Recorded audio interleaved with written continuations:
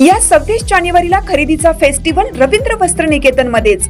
कल्याणी गडवाल साडी 495 मध्ये, पेशवाई सिल्क साडी 594 मध्ये, गर्ल्स वन पीस ड्रेस 333 मध्ये, कार्गो 6 पॅकेट 499 मध्ये, डिजिटल प्रिंटेड टी शर्ट फक्त 180 मध्ये। अशा अनेक असंख्य ऑफर्स एकाच छताखाली।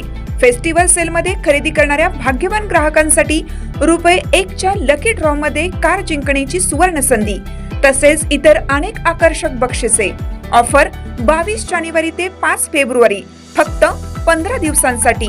आजच भेट द्या रवींद्र वस्त्र निकेतन, सलगरे, तालुका मिरज, जिल्हा सांगली। ताज्या बातम्यांसाठी महान करेला सबस्क्राइब करा आणि बेल आयकॉनला क्लिक करा। महिला सक्षमीकरणाच्या जोरावर भाजपचा विकास रथ वेगात, सरिता माने। या ड्रॉ मध्ये विजय पाटील यांना महिलांचा भक्कम पाठिंबा।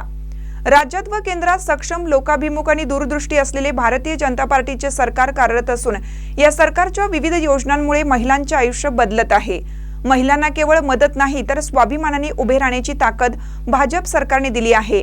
लाडकी बहीण योजना असो वा महिला बचत गटांसाठी प्रोत्साहनपर उपक्रम, या सर्व योजनांमुळे महिला आर्थिकदृष्ट्या सक्षम, आत्मनिर्भर आणि निर्णयक्षम बनल्या आहेत।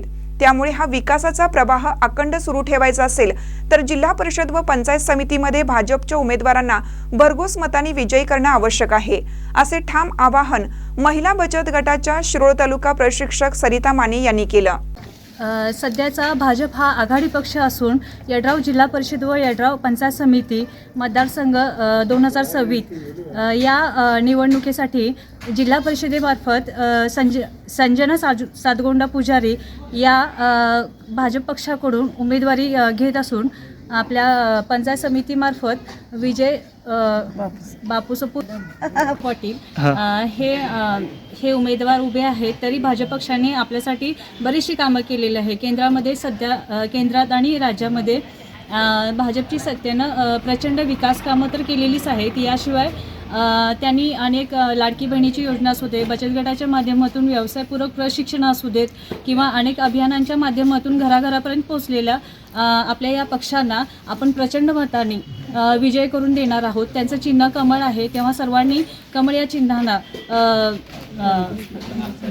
चिन्हाला बटन दाबून प्रचंड मतांनी विजयी करा।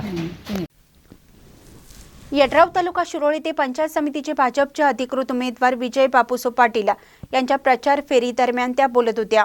या प्रचार फेरीला महिलांचा उत्स्फूर्त प्रतिसाद लाभला। महिलांनी घराघरात जाऊन विजय पाटील व भाजपच्या सर्व उमेदवारांना विजयी करण्याचा निर्धार व्यक्त केला। सरिता माने पुढे म्हणाल्या, भाजप सरकारने महिलांना सन्मान, सुरक्षा आणि संधी दिली आहे।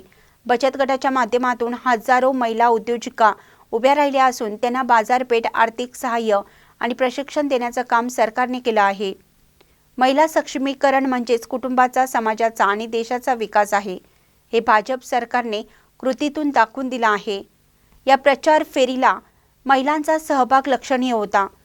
वैशाली पाटील, स्वप्नाली प्रभाकर, नंदा शिंदे, कोमल पाटील, मेघा साळुंखे, किशोरी चौगुले, संगीता रेंदाळे, वैशाली साळुंखे, सुजाता रेंदाळे, आरती कोकाटे, श्रेया कोटणे, नियती साळुंखे, रेश्मा अपराध, अर्चना निर्मळ यांच्यासह मोठ्या संख्येने महिला उपस्थित होत्या।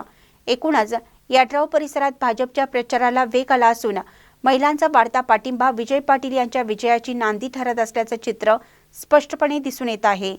महानकरी न्यूजसाठी विकास लवाटे, यड्राव।